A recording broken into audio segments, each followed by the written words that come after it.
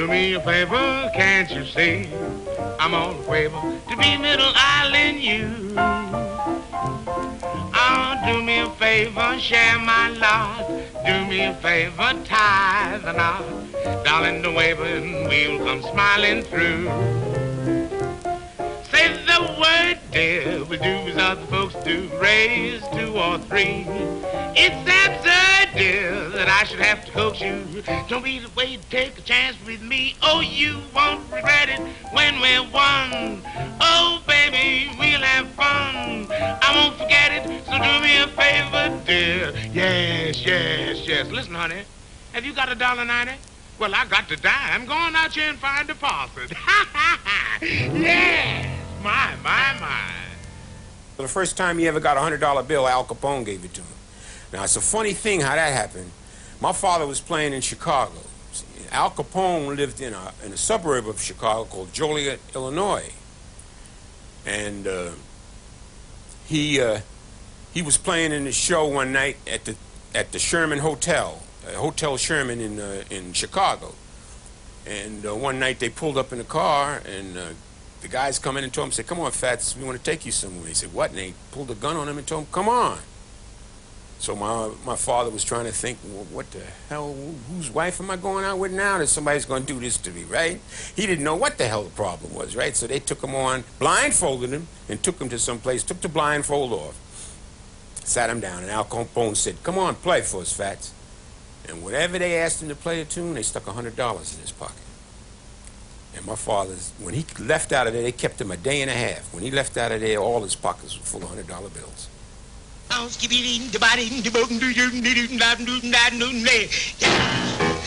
my fingers crossed. Not that I'm superstitious, I'm afraid it's too good to be true.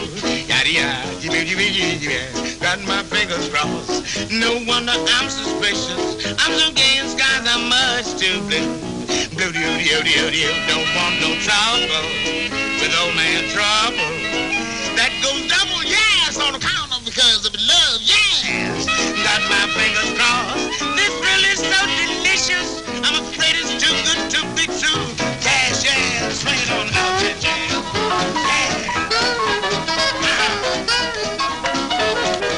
What I say, yeah.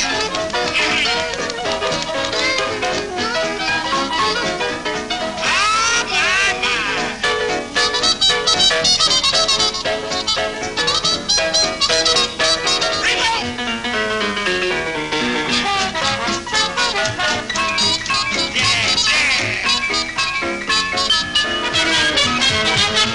Well, all right.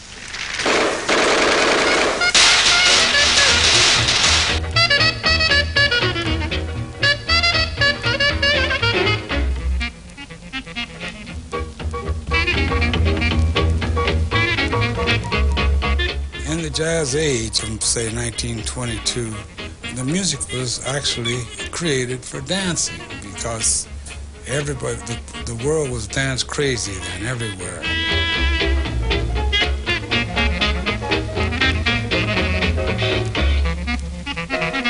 The gangsters ran all the night business. I mean, like they were bootlegging, and they used the nightclubs to, to sell their wares, and they opened up nightclubs all over the country and had bands and chorus girls and things in order to sell the whiskey.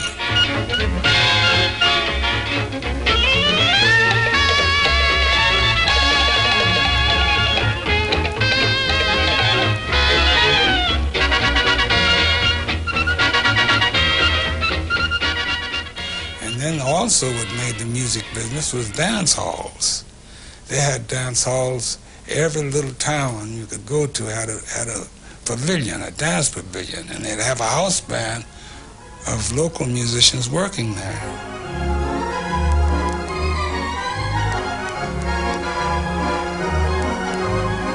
My father started, when he was a little boy, well, his father was a deacon in the Abyssinia Baptist Church in Harlem. My father used to come into the church, and Adam Clayton Powell Sr. used to pump the organ for him. My father would sneak in and play jazz. And he also used to play in the church. He used to play religious music in there. But I remember my father telling me that his father whipped him a couple of times for playing jazz on the organ in Abyssinia Baptist Church. But even back then, my father had a lot of cronies and friends in Harlem that they could see that he had a talent when he was very young. He was 13, 12, and 11. He was playing the piano and organ, and he played religious music. He used to get all the music that he could get a hold of and play it. He'd play Scott Joplin, he'd play classical music, anything he could read or learn from, he'd sit down and play. And he used to play, when he was a kid, he used to play 8, 9 hours a day. And he'd sneak out and go into the clubs where the guys were playing or the after-hour places. He'd get out of his bed 2 o'clock in the morning and sneak out the house, right, and go to these clubs and sit down and play and practice and play and watch the guys playing piano. James P. Johnson, Lucky Roberts, they all took him under his wing. Willie the Lion Smith got my father the first long pants he had, because James P. once brought my father to Willie Lion Smith and said, let him sit down and play. And Willie Lion Smith, not with them knickers, he's not going to sit down and play, so let's go get him a pair of pants.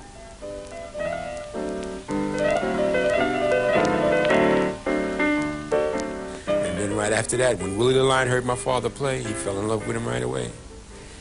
And that started his career, right in New York. Did you hear what the lady said? Not exactly. What did you say? She said, I got a snap in my finger. Yeah? And a rhythm in my walk. You don't tell me. As the elephant said, living in a great big way. Oh, get away from here. That's too much. I got a handful of nothing. What? But I peep at it like a hawk. Peep at nothing? I'm doing okay, living in a great big way. Tell me more, tell me more. Listen here, son. I'm the salt in the ocean. I'm the sun in the sky. I'm a Franklin D. Roosevelt. Dr. Presby. I'm $1 million, long as I got snap in my finger. Oh, stop. And a rhythm in my walk. Get away from here. I got the devil to pay. I'm living in a great big way. Well, let me tell you something. What is it? Gotta snap my finger. Yeah, yeah. Rhythm in my mouth. No. Doing okay. Living in a great big way. Got a handful of nothing. Go ahead, yes. Watching like a hawk. No, you didn't. As the elephants say, I'm living in a gigantic, colossal way. Tell me some more. I'm salt in the ocean. I'm that sun up in the sky. I'm a Franklin D. Roosevelt. I'm $1 million as long as I retain that snap in the fingers and the rhythm in the walk. Oh, there. Doing okay. I'm living in a great big way. In the 20s and 30s, they had what we call house rent parties.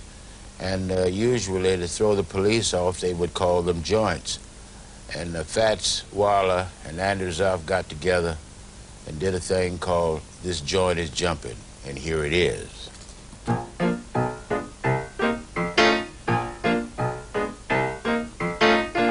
This joint is jumping, really jumping. Come in, cats, and check your hats. I mean, this joint is jumping. And that's how stride piano became popular, because they just used one piano player in a party, and stride piano was so powerful that bombs could go off in the room and you could still hear the piano. I mean, you could dance, yell, scream, kick down doors, whistle, anything you want, and you could still hear that piano playing. My, oh, yes, yes. My, they have a new expression along the Harlem way that tells you when a party is 10 times more than gay. To say that things are jumping leaves not a single doubt. Watch all these cats, watch everything when you hear somebody shout. This joint is jumping, really jumping. Come in, cats, and check your hands. I mean, this joint is jumping. Piano's pumping, dancers are bumping.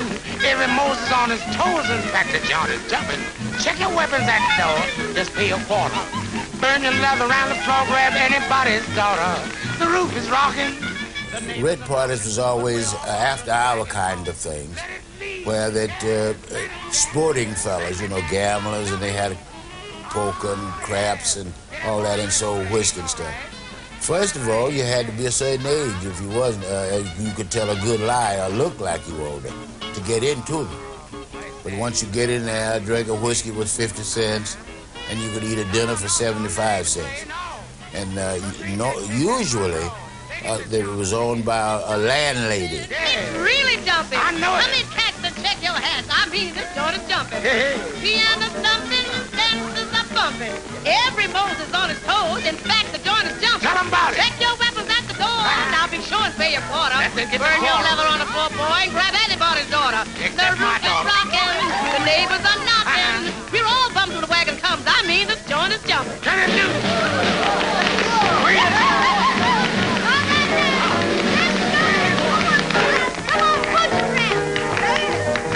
Give me the pony!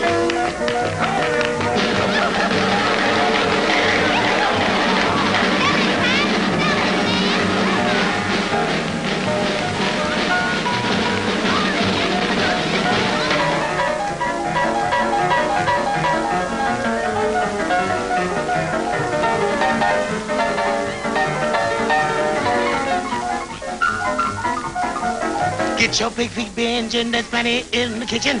What is that? They just walked in. Just look at the way it's switching. Oh, mercy. Don't mind now, cause I'm in power.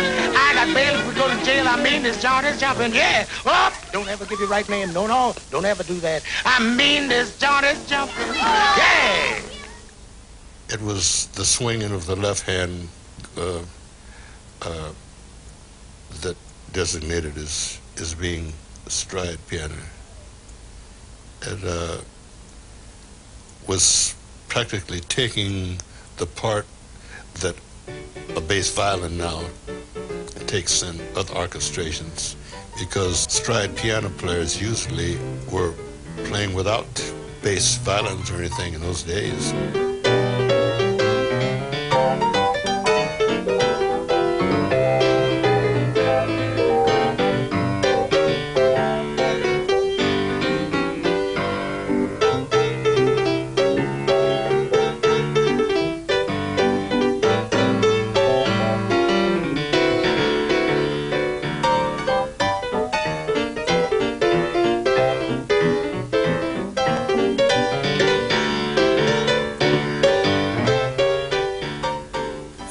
Other guys, when they play the bass, when they stride, they play the bass, they play a single note in the bass, you know, and then accompanied with a chord on top.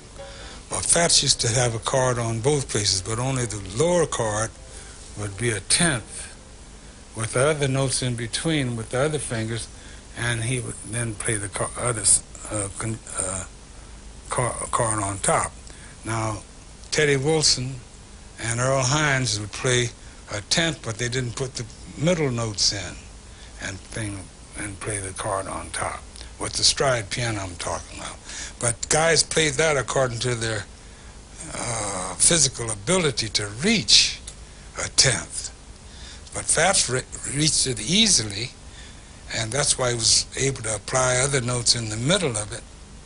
And then there's a story about Earl Hines that he had the web cut in his left hand in order to stretch his hand out, the web between his thumb and his first finger.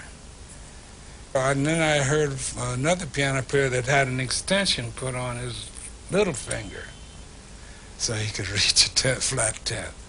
They did consider him the epitome of stride piano playing, and he was king of the stride. Now, a lot of people, they don't realize that my father's biggest thing that made him a real professional that paid him the money was not the fact that he could play stride piano, but it was the fact that he had a personality. So that when my father took songs like, I'm going to sit right down and write myself a letter, I remember distinctly that Victor asked him to record that song. They went to everybody else and they turned it down. And my father said, okay, I'll record it, and he made a hit out of it. But it's the way that he sang the song that made the thing a hit. I'm going to sit right down and write myself a letter and make believe it came from you. I'm gonna write words oh so sweet, they're gonna knock me off my feet. lot of kisses on the bottom.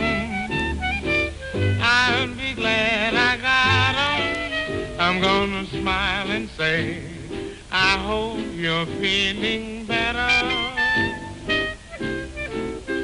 And close with love the way you do.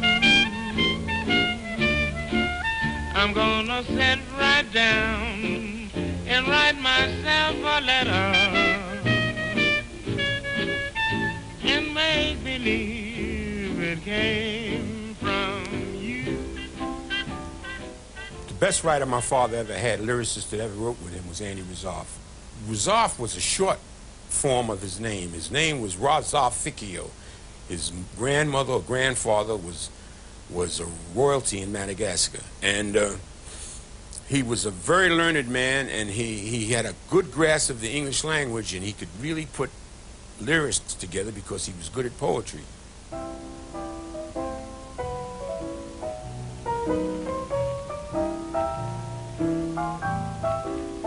Andy recognized his talent and made friends with him and encouraged him. I think really that Andy was probably mainly responsible for taking Fats downtown and organizing him, his finances to the extent that he would really get some real money and royalties for his songs rather than just peddle them for drinks and pocket money, or drinking for instance, as we would say. When they were going to do something, he said, Fats, I want you to be here at 10. Now, don't come in here at 1 o'clock talking about you got stuck on the bridge or something like that. Just come over here at 10. And he wouldn't let my father get away with coming in at 12 or 1 when he was supposed to be there at 10. Consequently, they got a lot of work done. Fats was such a great composer that he felt he could put the phone book to music. And he was also a very talented lyricist, as U.B. Blake often said. So they were really a wonderful team. The only problem, Andy was really very serious about his ambition to get things done and written and all. And Fats was so happy-go-lucky, he didn't really want to be tied down too long. Guess you know he wrote Honeysuckle Rose, and I think the verse to Honeysuckle Rose is one of the premier verses ever written about a song. I mean, the way that Andy hooked these lyrics up to Honeysuckle Rose was fantastic.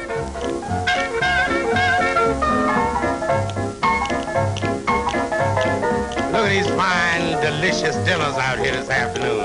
The gas ain't there. Why, you lovely thing, where have you been all my life?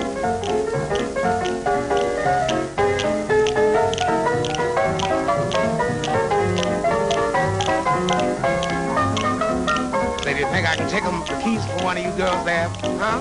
What you say? Well, all right then, baby. I'm with you 100%. Come here, I want to tell you something. Every honeybee feels jealousy when they see you out with me. Don't blame them, goodness knows. Honeysuckle Rose.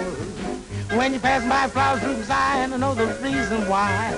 You're much sweeter, goodness knows. Honeysuckle Rose. I don't buy sugar. You just have to touch my cup. You're my sugar. So sweet when you stir it up, when I'm taking those sips from your lips. Does the honey drip? Mercy. Confection? Goodness knows. You my honeysuckle rose, yeah.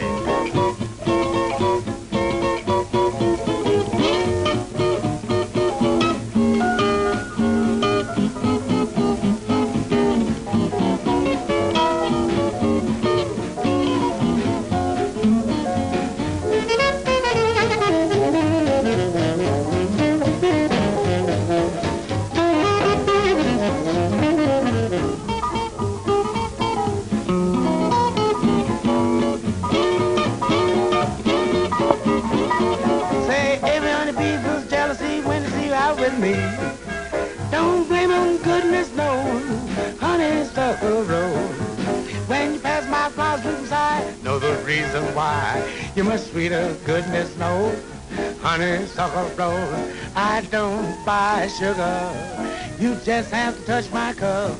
You're my sugar, so sweet when you stir it up. When I'm taking those sips from your lips, does the honey drip?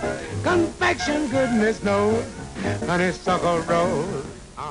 It took my brother and I a long time to wake up that he would tell us, we're going by to see a cousin, but don't tell your mother that you're going to see this cousin.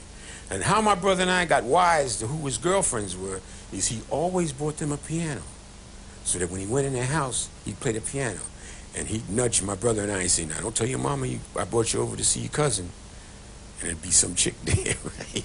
He'd be going place to place. And my brother said, here's another one. I said, hey, Ronald, here's another one. He said, yeah, I see. I don't like her. We'd say, I like the other one better, you know what I mean? We just talking about. They all treated us nice. I mean, my father thought he was getting over, but we knew what was going on, you know. And my mother did too. Half the time, my mother used to go on the road with him to try to keep him halfway straight, but, you know, it's hard. You know, when women are constantly throwing themselves at you, it's kind of hard to back off on everyone, you know.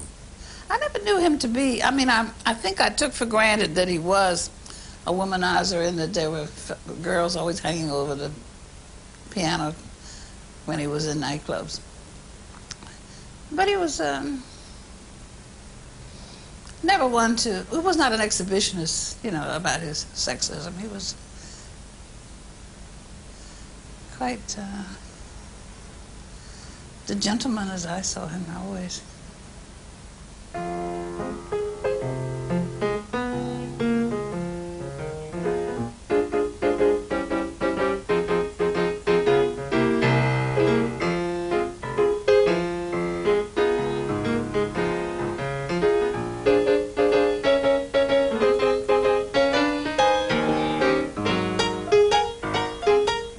Harlem was a cultural center for Black America after World War I, and indeed it was becoming that before World War I. But after World War I, there was an enormous migration of blacks into Harlem.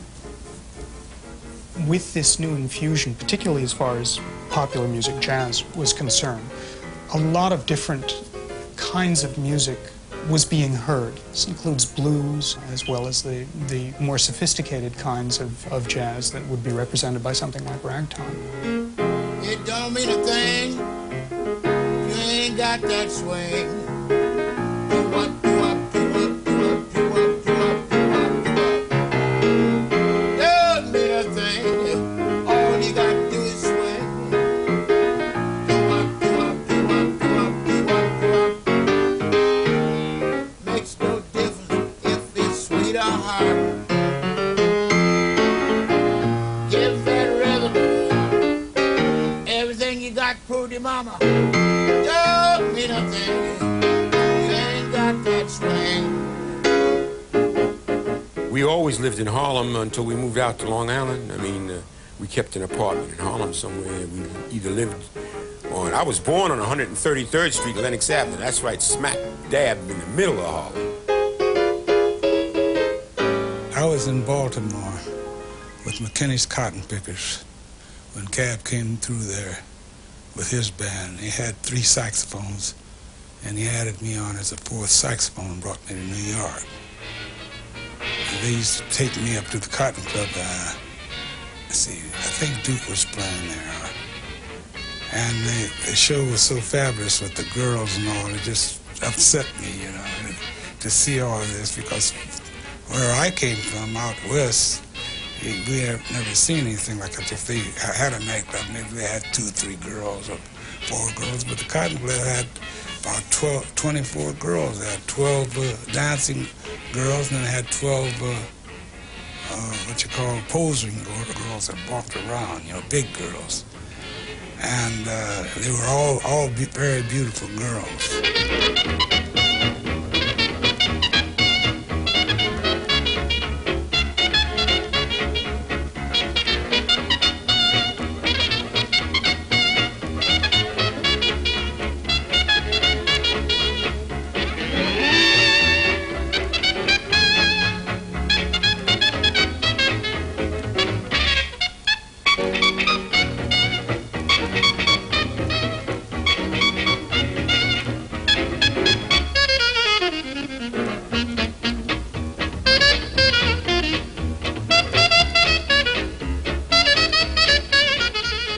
Harlem ran 24 hours a day. I mean, the Cotton Club would close at 4. Cotton Club and Connie's Inn and Smalls and those places would close at 4. Then everybody would go to the bars and hang out. They give you a gold key. That was like a privilege to have one. And you show the gold key to the man at the door, and he say, "Oh, come right in." You go in after our place, 4 o'clock in the morning. You stay in there till 1 o'clock in the afternoon. I mean, we just go around the clock, 24 hours a day. So there was always something going on. And the only time, a lot of people didn't want to go to bed because they're afraid they're going to miss something. You know what I mean? Way up in Harlem at a table for two. There was 4 of us, me, your big Pete, and you. From your ankles up, you sure are neat. Yes. But from that down's exactly too much feet. Yes, your feet's too big. Can't stand you 'cause your feet's too big. Say I can't tolerate you 'cause your feet's too big. Join in choir. Twice, please, what? How's that for a vocal? Ain't it a killer? Where'd you get 'em? Your gal, she loves you.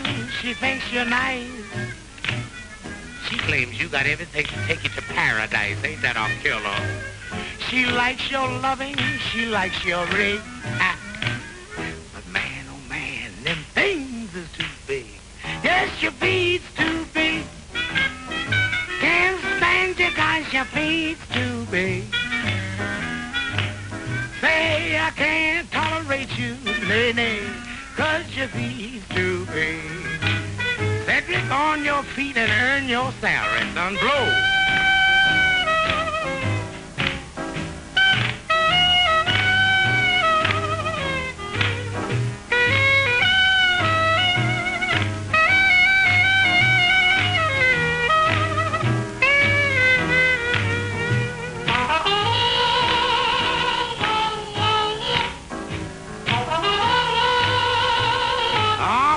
Doghouse music, I love it. That's it, give me the growl.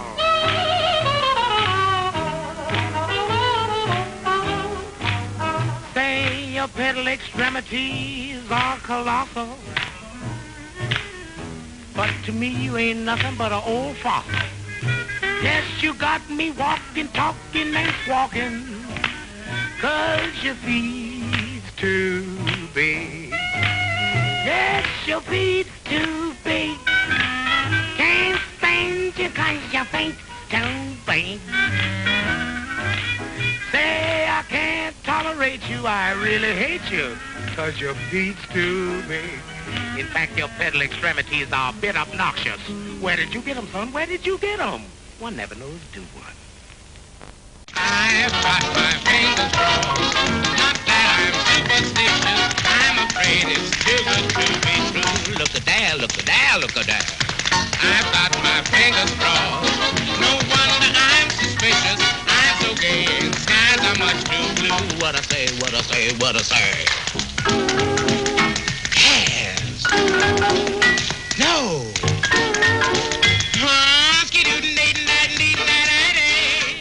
Every time I ever went with my father on the road in the summer, it was one big party. I mean, my father, just one party after another.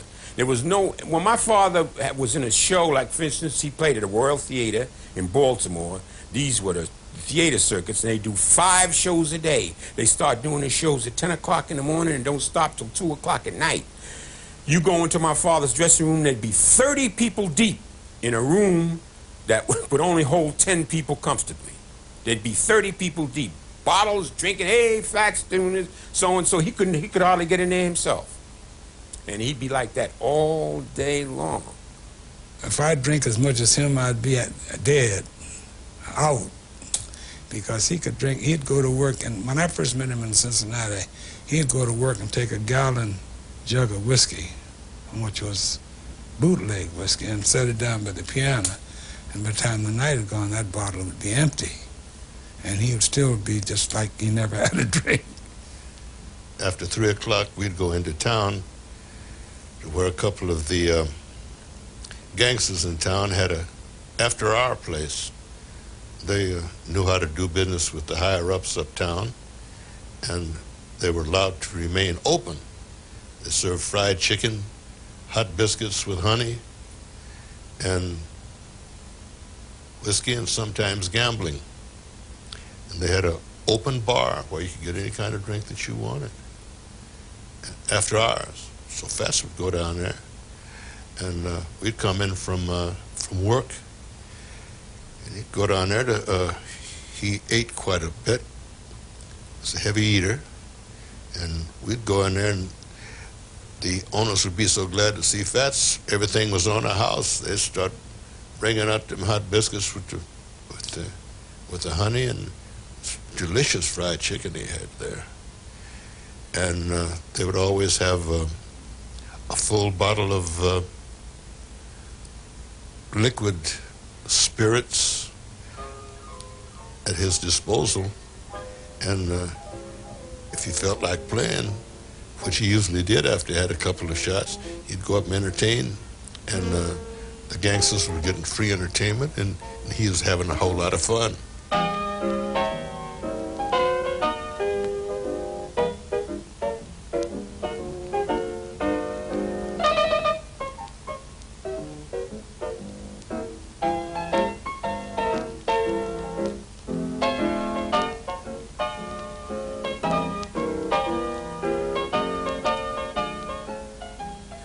Gangsters were good. I remember Legs Diamond. I guess you've heard about him. He used to come by my house, give my brother and I $10 a piece. Just come in, here's $10 a piece for you. Joe Louis used to come by the house. He used to give my brother and I $10 a piece. Here's $10. Go ahead and buy yourself some candy. Tallulah Bankhead used to come by my house too. Movie stars, Humphrey Bogart. I mean, anybody would stop by my house 2, 3 o'clock in the morning and ring the bell and wouldn't hesitate. I mean, they just like, let's go buy Fats. 3 o'clock in the morning and ring the doorbell. And my old man said, come on in. They'd sit down and have a jam session. But all his life was like that. Our whole family life was like that. And when we moved out in St. Albans, my father had a Hammond organ, put it in the house. We used to have the neighbors coming over there at 1 and 2 o'clock in the morning. They just come in and they hear my father playing the organ and sit down. And he'd keep on playing. He loved to play.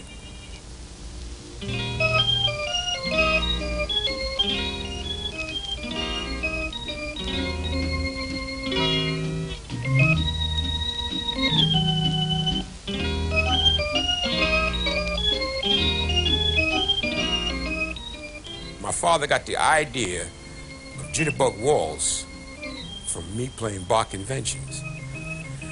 That's one song that I can say that I had a direct bearing on my father writing.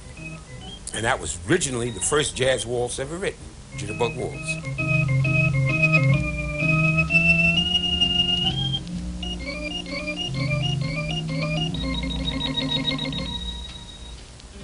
Half the songs he sold made $5 to $6 million. The half that he sold. And he's got credit in ASCAP for 450, but my old man wrote at least 900 or 1,000 tunes. And he was only 39 years old when he died. Andy Rizzoff and my father both were ripped off by the publishers.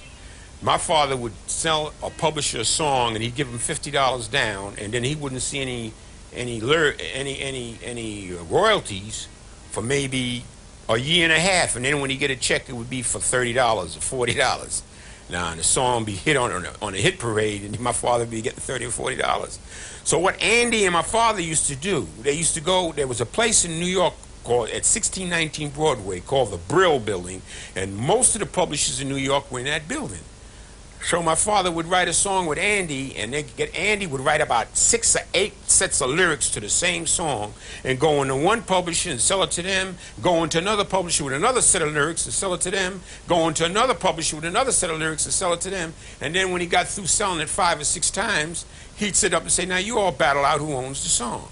But he was constantly ripped off, so that's the way they off-balanced that rip-off. They used to do that. My father, for many a year, I mean, they were talking about taking him to court and whatnot for the same song, but they'd always settle it, you know, and them publishers knew they were ripping my old man off. My father was the type of person that if he had $50 in his pocket, he would spend it. And if he could borrow 50 from somebody, he would borrow 50 from him. Money meant nothing to him, just a means to an end. He didn't put away money for a rainy day. My father never had to worry about bank accounts because he didn't believe in them. What he did was just live from day to day, and he made a lot of money, but my father spent a lot of money. I mean, when the first Lincoln Continental ever came out, my father bought one right away. As soon as he saw the car, he bought it right away. And you could come up to my father and give him a hard story, and if he had any money, he'd give it to you. Here's $10. Fats, I ain't ate in a week. Here's $10. Go get yourself something to eat. And he had a million friends, and nobody could ever harm my father. Any place he went, he had a lot of friends.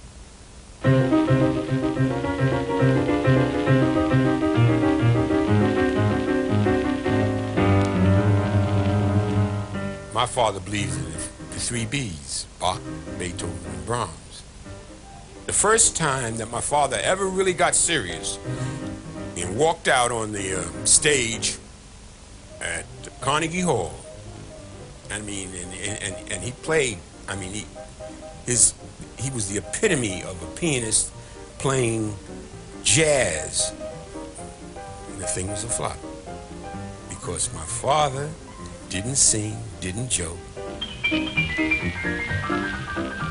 That hurt him in the worst way because he was trying to be a serious musician. And when even doing a concert, somebody say, sing a song, Fats, you know what I mean? And he's trying to be serious. You know, he's got a real program all played out, and, you know, and it's all musical. And somebody yells in the audience, let me hear you sing, Fats. How about a little Ain't Misbehaving, right? There you go. Now, when I used to go to the Apollo Theater, my father used to wrap the curtain around him while he was singing. And he was a big man, 300 pounds, and he'd start doing a hula, and people would fall out. You know what I mean? He was just that type of person. Well, we've all heard about musicians who can make a piano talk. Our guest this evening not only makes the piano talk, but he talks right back to the piano. And so, seated at the crockery box, ready to give out with Ain't Misbehaving and Handful of Keys, is the eminent composer virtuoso, that harmful little armful, Mr. Fats Waller. Yeah.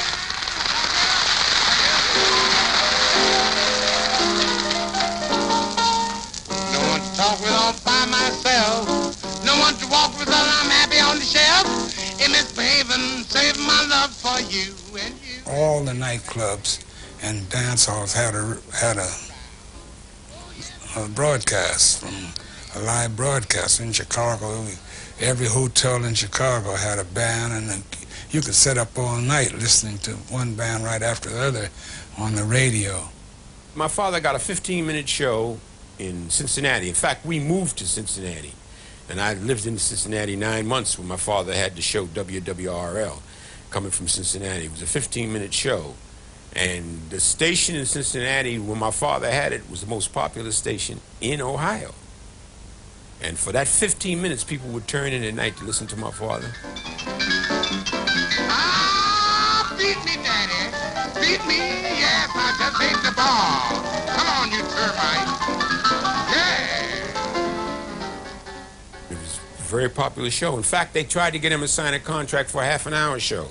But by that time, my father had bids to go on Hobby Lobby and the Charlie McCarthy show and the big shows here that were considered big shows. Mr. Waller, you're a big fella, aren't you? Wait a minute. Hold everything. Kind of round. I'm not fat now. Huh? Wait a minute. I just come in the large economy size. Oh. Yeah. Would you mind turning around a minute? Turning around? What for? I just want to see how the other half lives. It pulled him out of another category, and he went from like that jazz to that stride piano into what you would call a headliner. And he stopped doing little things, and he started doing big things. Then he went into pictures. He did a picture with Lena Horne and Bill Robinson called Stormy Weather, which was a showcase for all black people at the time.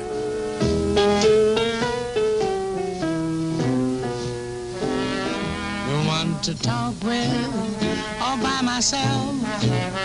No one to walk with, but I'm happy on the shelf. Ain't misbehaving, saving my love for you, for you, for you, for you. I know for certain the one I love. I'm through with flirting, it's you that I'm thinking of. Hey, misbehaving, saving my love for you.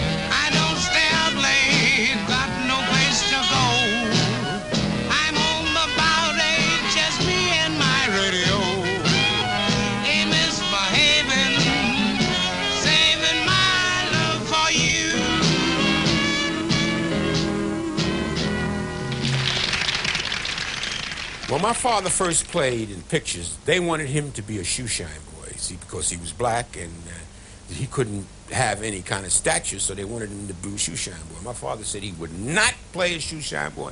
He didn't give a damn what they did, right? And then he turned around and he said, well, how about an elevator boy? He said, okay, I'll play an elevator boy, but I will not play a shoeshine boy.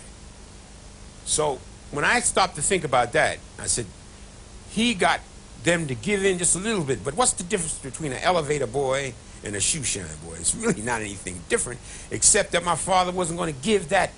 He wasn't going to give all the way down. Mr. Bolton, I'm the one that's sure delighted to see you back. Thanks, Ben. You're looking fine. I hate to bother you, boss, but I thought maybe you could find a spot for me in your new show. Well, you take a tip from me, Ben. Your spot's right here in this elevator. Thank you, sir. Thank you, sir. A lot of times I hear, especially black people, talk about why did those people in those days act like that? But that's the only way they could make it in pictures. I mean, they didn't have any money to make pictures. The white people had the money, so the black people had to go along. And the dues that they had to pay, Mantan Moore and all these old stars, they call them handkerchief heads and whatnot, but that's the only way they could get in. And once they got in, they tried to make it a little better. And today, it's altogether different, but it's people like my father and Mantan Moreland and Willie Best. Those guys are the guys that made it able for guys to do what they're doing today. So you got to pay your dues, you know what I mean? Well, he just had a job. He was glad to have it because to be a token.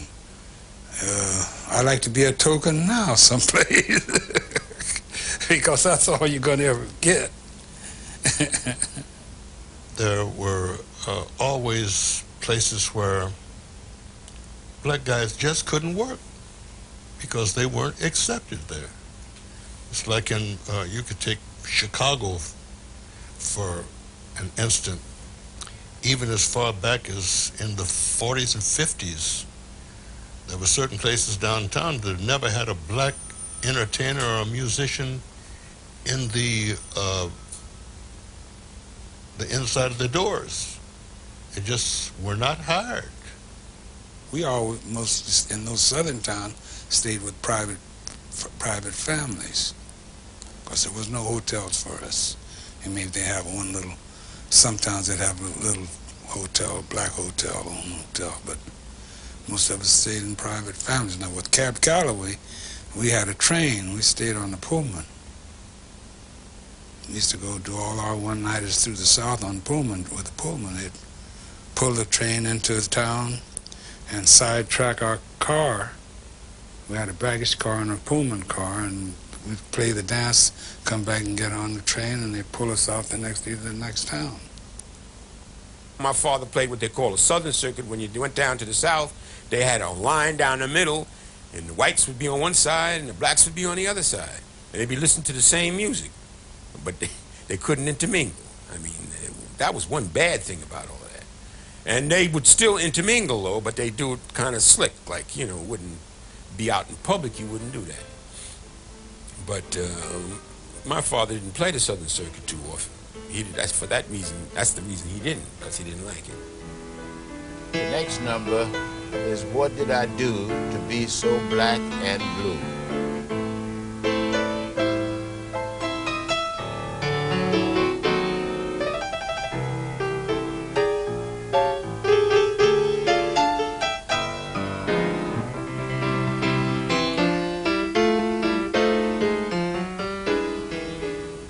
Black and Blue is an interesting song because it's unique in Waller's output in that its title is an obvious reference to the conditions that he and members of the black race found themselves living under. What did I do to be so black and blue? It's an enormously poignant refrain. He was not a Langston Hughes. He was not a Paul Robeson. We have, to my mind, no indications that he had a deep, profound commitment to exposing injustice. I think rather he preferred to satirize in a very delicate way, perhaps not always perceptible to white people, some of the foibles of their civilization, and preferred to laugh off the indignities that he had to suffer as a way of dealing with them rather than fighting them in an open kind of way. That may have been a matter of personality.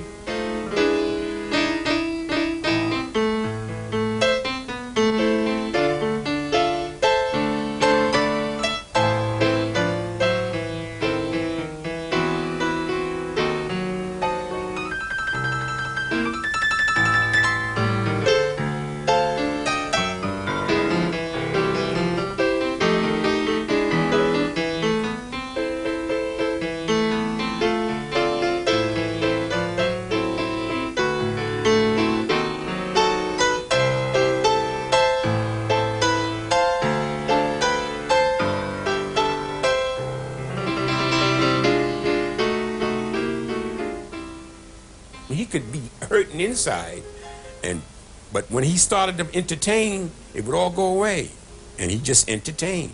He had that way of getting it across and entertaining, and then when he gets through entertaining, that hurt might come back again. But that's the only time he would know it, because while he was entertaining, you'd say, gee, he'd start laughing. The minute my father walks into a place, it would just light up, like Luna Park. I mean, it would light up. The people would light up. Everybody, hey, Fats, listen, do so-and-so. And then he'd start right off. And he loved that kind of atmosphere. No one to talk with all by myself. No one to walk with, but I'm happy on the shelf. Ain't misbehaving, saving all my love for you. You fine rascal, you. I know for certain the one I love. I'm through with flirting, it's you that I'm thinking of. Ain't misbehaving, saving all my love for you, just you. Like Jack Horner in a corner, don't go nowhere. What do I care? Your kisses, my dear, are worthwhile waiting for. Believe me, dear. He was on a train and just kept going, that's all, till he died. And he'd be so tired, sometimes he'd lay in the bed for 3 days. Now, he'd been up 10 days. Maybe he'd get a cat nap here, a cat nap there, drinking, eating sparsely. He lived in the fast lane. When he went to California and on his way back, he died on a train. He dissipated a lot, drank a lot, rest broken. Takes a toll after a while. So he had so much talent based in him that I guess, you notice that people with a whole lot of talent, they don't usually live very long. They're here, they do their thing real quick and get out of here. Sweet essence of pink buttermilk. Look what's going on here. Come out of there, you rascal, you.